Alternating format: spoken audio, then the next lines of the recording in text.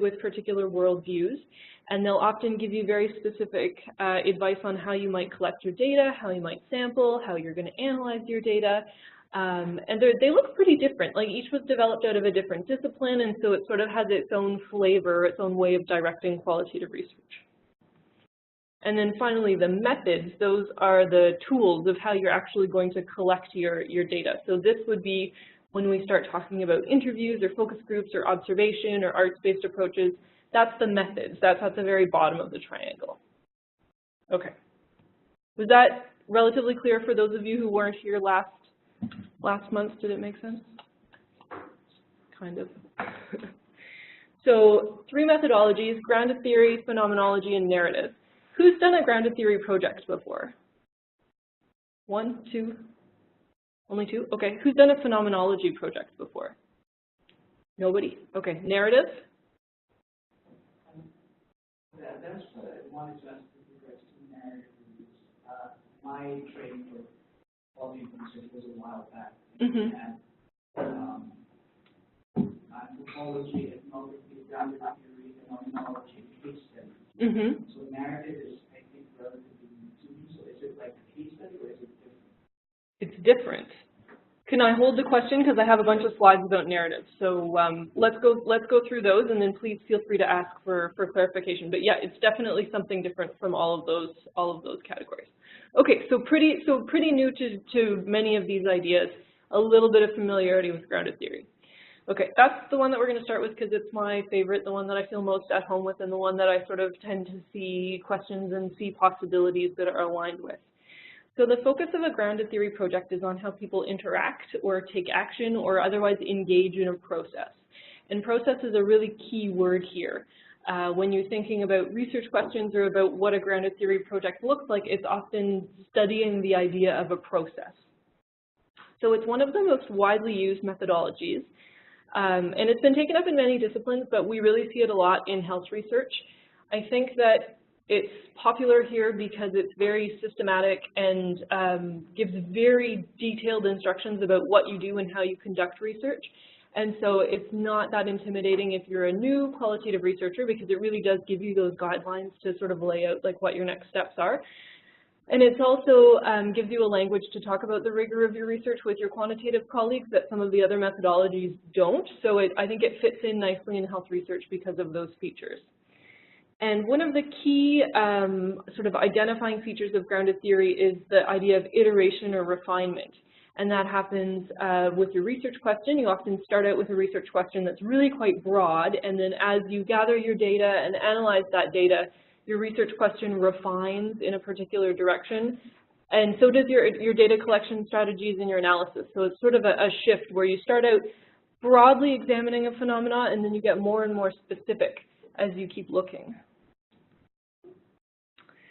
So the first sort of writing about grounded theory or explaining about what this methodology is was from the late 60s, 2 sociologists, Glaser and Strauss.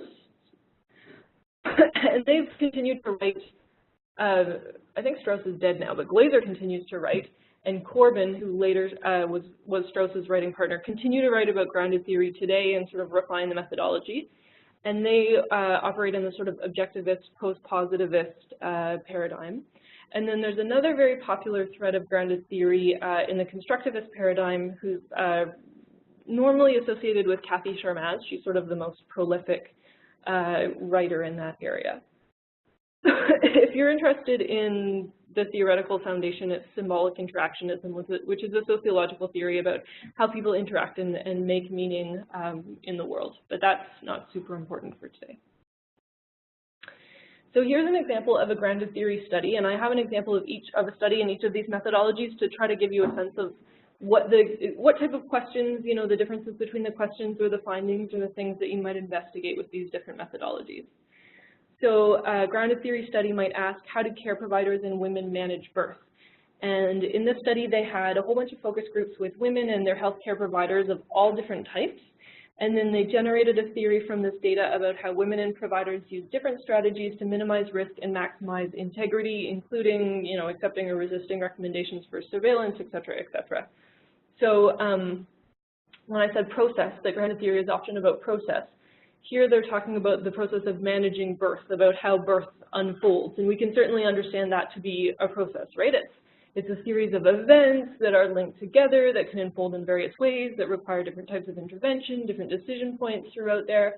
It's easy to conceptualize birth as a process, and so it fits nicely with the idea of grounded theory. Okay. And here's a little cheat sheet. I printed out copies of these slides that I think Darcy is going to deliver to me because I was standing at the photocopier being like, it's 1:30, I need to go. Well, it's slowly printing out the papers. So you'll have these to refer to later. But this is a little cheat sheet about the two different sort of strands of grounded theory. We have the objectivist strand and the constructivist strand, but they both use the same methods. So if you are working in the grounded theory group and you're thinking about how you might study our research topic, you'll have to pick one of those threads, objectivist or constructivist. And then you probably will be designing a project with interviews and focus groups that tries to identify a process in this topic. The topic is medically assisted dying. I don't know if it was in the description. So what kind of process might be involved in that? Sometimes you see document analysis and observation in grounded theory, but focus groups and interviews are definitely more common than that. Why do you have to differentiate when you decide between the construction of it and grounded theory? Because it looks like you end up taking the same tools to get to what you want to do. You're talking about the same methods? Yes, because they're divergent and then they converge in terms of unstructured interviews and focus groups. Why do you have to differentiate? Good question. So even though you might be using interviews or focus groups in an objectivist grounded theory study or a constructivist grounded theory study, the ways that you use those tools and the purposes for which you use them are different. So if we were doing an objectivist grounded theory, we would have an assumption that there's one truth that we're trying to uncover by doing these interviews and gathering data for different people. If we were doing a constructivist theory, we would be, no, okay, thanks. No printing. If we were doing a constructivist grounded theory study, because our worldview is different, we're more looking to understand how people understand and make sense of their world rather than trying to identify one single truth or reality through the use of those interviews. So even though you're talking to people, you're asking questions, you're asking different types of questions with a different purpose. Does that make sense? Don't be afraid to say, no, that was confusing and you didn't make sense at all, and I'll try again. Okay. Okay, so phenomenology. The focus of a phenomenological study is to describe the commonalities of lived experience over several individuals. So often when we see phenomenology studies, they're asking research questions related to what's the meaning or what's the experience of something. So they aim to achieve deep understanding of a phenomenon, which tends to mean longer interviews, smaller samples, oftentimes multiple interviews with the same people. And they're interested in the every way in which people make sense of how they are in the world. So it comes from philosophy, and there's a lot of philosophical concepts. And one of the important ones is they call it the being in the world, your experience of interacting or existing in the world. There's two, I'm going to skip ahead and then we'll come back. There's two very different branches of phenomenology. There's descriptive phenomenology and there's interpretive phenomenology. And I'll explain the differences in more depth. But they have a very different take on why we want to understand a phenomenon, whether there's one essence that's common across multiple individuals that we can understand by talking to a whole bunch of individuals about the same experience that they had, or whether people's experience is different by the individual depending on the other ways that they've interacted with the world and their past experiences and all that kind of stuff. So there's really quite a distinct divergence in those two schools of phenomenology. And if you're doing a phenomenology study, it's important to be clear about which one you're taking. And that, again, goes back to the top of the triangle, the worldview about what's your theoretical foundation. What are you trying to do with this research? What do you think is possible to do with research? So descriptive phenomenology is built on the philosophy of Husserl, and he was really interested in experience, thinking that whatever we perceive in our consciousness about our experiences is valuable, and so it should be an object of scientific study. And that what we do, our action or our behavior, is influenced by what we think is real. He also thinks that it was important for the researcher to push aside all of their own personal experience or personal knowledge or personal thoughts and to come at the phenomenon sort of fresh, blank slate without letting their personal experiences influence what they see or what they identify in their data. And so there's a whole bunch of jargon or whatnot about how you can do this. But the one that you might have heard of is the idea of bracketing, that you could kind of put all of your own personal experiences and subjectivities in a little box and leave it over there and come to the research as like a neutral person who's really just seeing what's in the data and hearing what people are saying, not through your own lens. And then, as I mentioned, there's an assumption that there's a universal essence of an experience that you can understand by talking to people who've had that same experience. And if you talk to enough people about the experience of giving birth or being incarcerated or whatever the experience is, then you'll be able to identify the universal essence of that experience. That doesn't matter on the context. It doesn't matter what the context that you gave birth is. There's some universal essence about giving birth that's common to everybody who's done that. On the other side, we have interpretive phenomenology, which is sometimes called hermeneutic phenomenology. So this is from Heidegger, who is actually also a philosopher and the student of Husserl, so he sort of took his ideas and went off in a very different direction. And so the word hermeneutic, apparently, so I saw this explanation and I was like, I don't know, I've only seen it in one place, so I'm not sure if this is an authoritative explanation of where this word comes from. But apparently it's from the Greek god Hermes, the messenger, and how things are hidden and conveyed and communicated. That's where we get the word hermeneutic. I don't know. But what hermeneutics is that it's a process of bringing out what's normally hidden in human experience or relations. And so the goal of the hermeneutic phenomenology project is to go beyond that basic description of core concepts and essences to look for the meaning that people embed in those experiences or those practices. And the meaning that is embedded in that experience might not be apparent to the participant, so you're not going to the participant and asking them, like, what was the meaning that you took from giving birth? This is an idea that you would interpret that through the analysis of data from multiple participants. And if you're an interpretive phenomenologist, you're more interested in what humans experience rather than what we know. So there's sort of a different emphasis between the two branches in that aspect. And this is where the concepts of life world and being in the world become really important. So if you're ever reading an interpretive phenomenological study and they don't mention being in the world or life world, that's like a big red flag on the do you know what you're talking about quality appraisal aspect.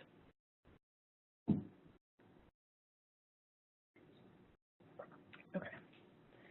So philosophy is where this came from. We see it a lot in nursing research. Phenomenology, depending on which branch you're using and which sort of sub-branch, phenomenology as a methodology has been developed in many sort of rhizomatic ways, like sort of grows its own life of its own. And so the big categories of descriptive and interpretive are useful, but then there's variation within those categories, and they would all have their own sort of individual theoretical traditions that they're working in. And here are some of the common writers who talk about phenomenology. So here's an example of a study that uses this methodology. It was looking at how patients experience kidney graft failure in an attempt to develop a comprehensive description of the way that the participants constructed meaning out of this experience. So when you look at that little description, do you think this was an interpretive phenomenology project or a descriptive phenomenology project? Descriptive? Interpretive? Interpretive? Okay, why? Now that we have two sides, why? Why do you think interpretive? Because it's about individual experience rather than like a universal truth. Okay, yep. Why do you think descriptive?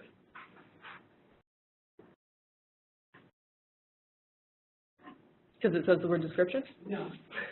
Because I think you're talking about what's happened to them, like in terms of like that whole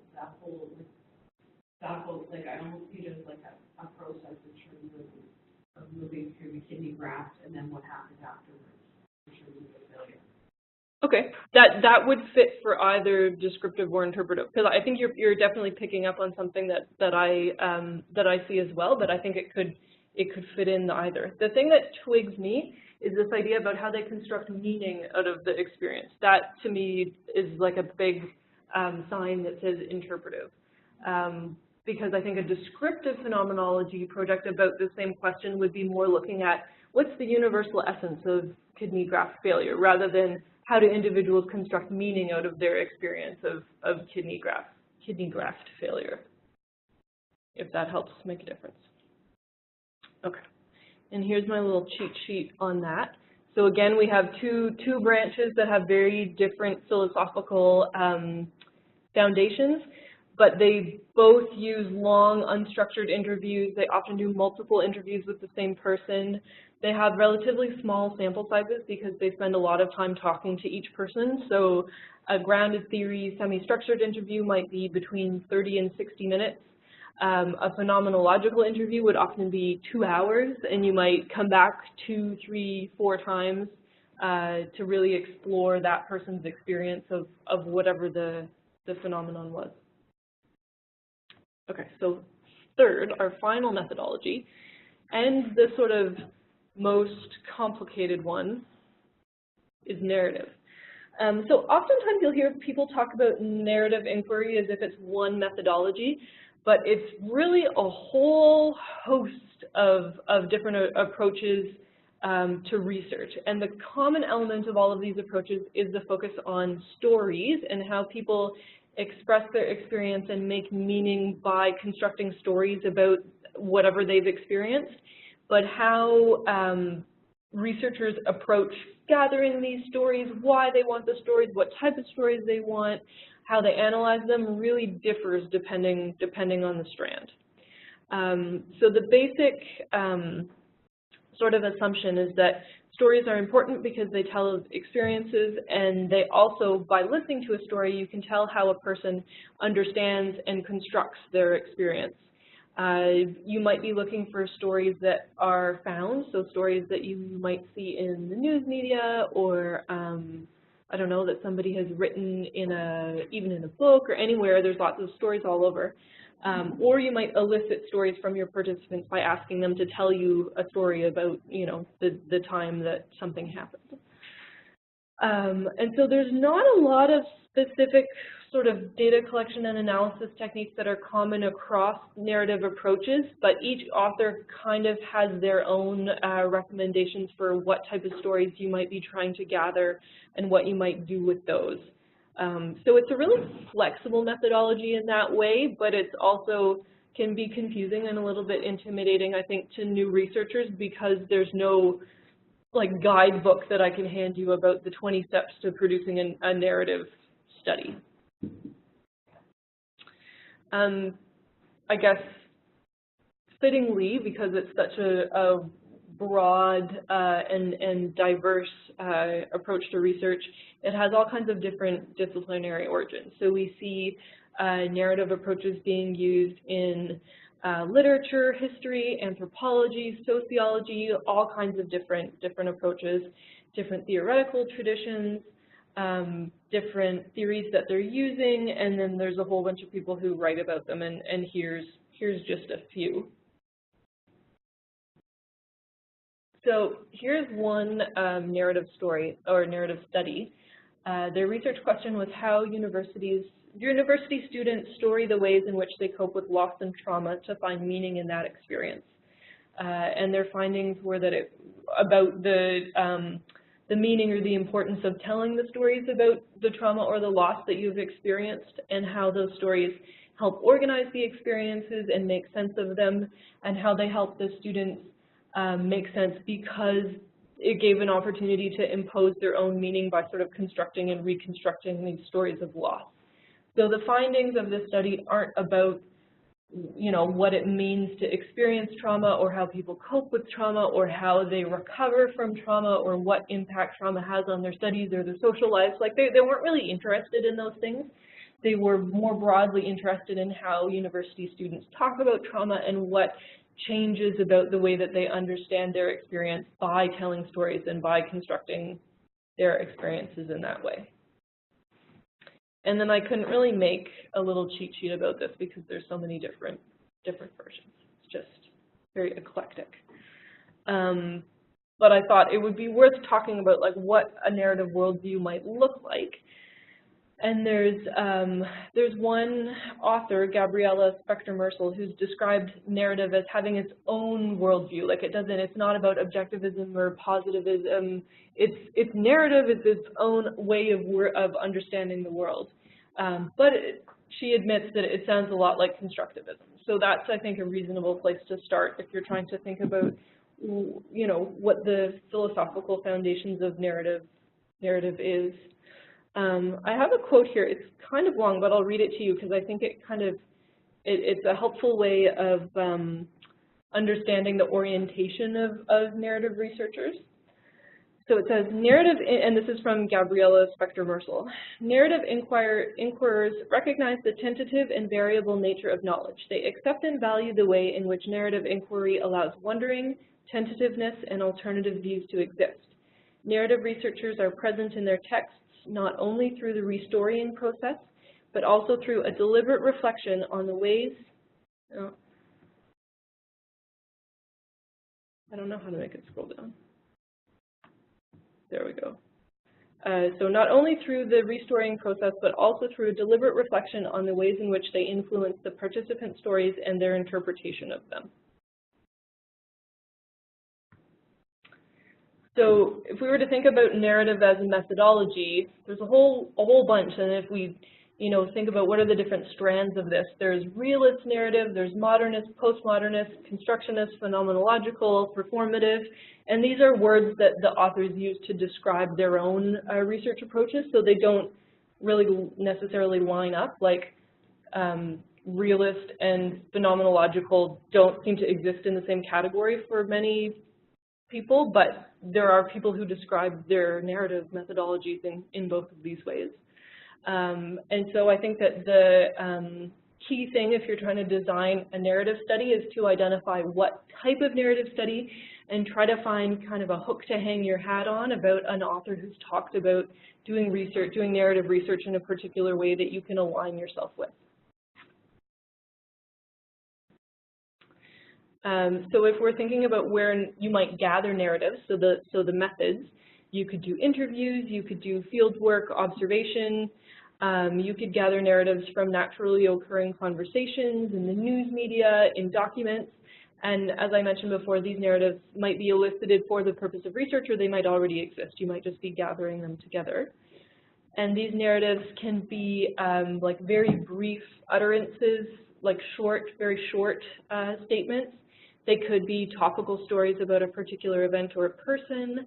They could be very long speeches about substantial or compelling events.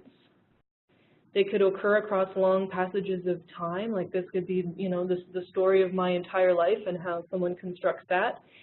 They could be accounts of political change or social change, like it really can be a story about anything, any kind of story. Mm-hmm. I have two questions. It seems very abstract to me. Mm-hmm. It is, yeah. But it also sounds a lot like, for like the purpose, it's almost like trying to understand people's cognitive dissonance and how they make sense of what's happened, especially the trauma piece. So would one of the examples of a narrative method, the library a few years ago, I can't remember who it was, but they presented it was the murals that was done on panels, and it was the experiences of the Aboriginals in terms of the residential schools. Would that be something that you could say would be like an, because it was storytelling. Yeah. It demonstrated that, but I don't know if would that be considered something. I think so. I mean, it's neat that you bring up Indigenous peoples, because I think that narrative is really closely aligned with like Indigenous knowledges and their worldview and way of communicating and telling stories. And often we see that, like research with Aboriginal people often will take this type of approach because it's, I guess, culturally acceptable to tell stories as a way to share and communicate knowledge. So that seems like a nice fit. And I didn't see that exhibit, but it seems like, yeah, if it's a mural that somebody's created to tell a story about an experience, even if it's visual, that still represents a story and could be used. So yeah, I think that would fit. And I apologize for the abstractness. I was really trying to make this concrete, and well, no, but it is, because it is abstract and confusing. And first I had slides from an undergraduate class that I taught a couple of years ago where I kind of oversimplified narrative into like one thing that they could digest and say, okay, it's this data collection and it's this analysis and it's this worldview. But I kind of felt like you guys are more sophisticated than that, and I don't want to do a disservice to the complexity that really contributes to the richness of this methodology and all the different ways that people engage with it. But as a result, it makes it a lot more confusing to try to think of it as a singular thing. But it is confusing, yeah. No? I thought you didn't want to ask a question? Yeah. Okay. All right. So let's talk about this research topic that Dee sent me. So here's some pictures of some protesters and some supporters of the medically assisted dying legislation that was enacted in Canada last summer. And I'm going to give you a little bit of a background about what this is.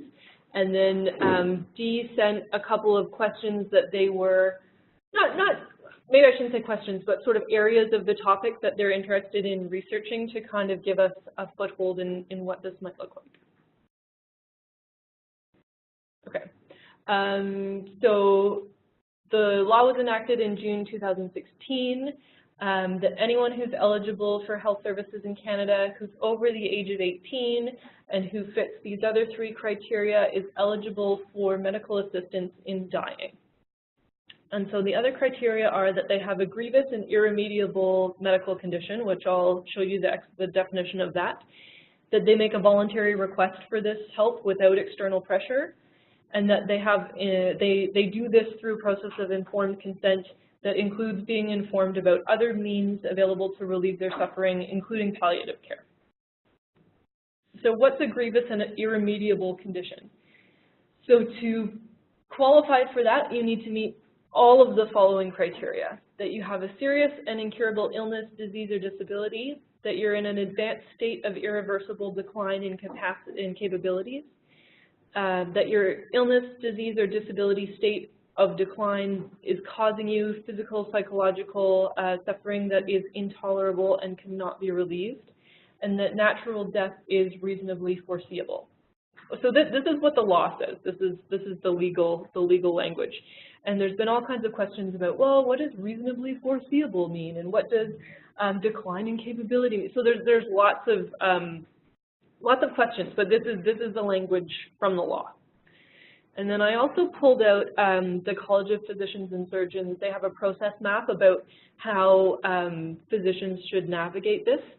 So when they receive, or nurse practitioners as well. So when they receive a patient request, the physician or the nurse practitioner should assess that patient against the federal criteria that I just showed you. And then if they, think that the patient meets those criteria, then the patient is invited to make a written request, at which they need to remind the patient that they can rescind this written request at any time. A second independent physician or nurse practitioner reviews the written request and also assesses the patient for the same eligibility criteria. And then there's a 10-day reflection period where nothing happens. If the patient still wants to end their life with medical assistance after that 10-day reflection period, then the nurse practitioner or the physician can write a prescription for medication to end the life. And the dispensing pharmacist needs to be notified that this medication is intended for medical assistance in dying. the medication is administered. If the person can administer it themselves, they do that, or if they need assistance from the clinician to administer, that's also possible. Then they die, and then there's a certification of their death from the physician or nurse practitioner, and at this time the coroner must also be notified that this was a medically assisted death. So this is the process that CPSO has laid out.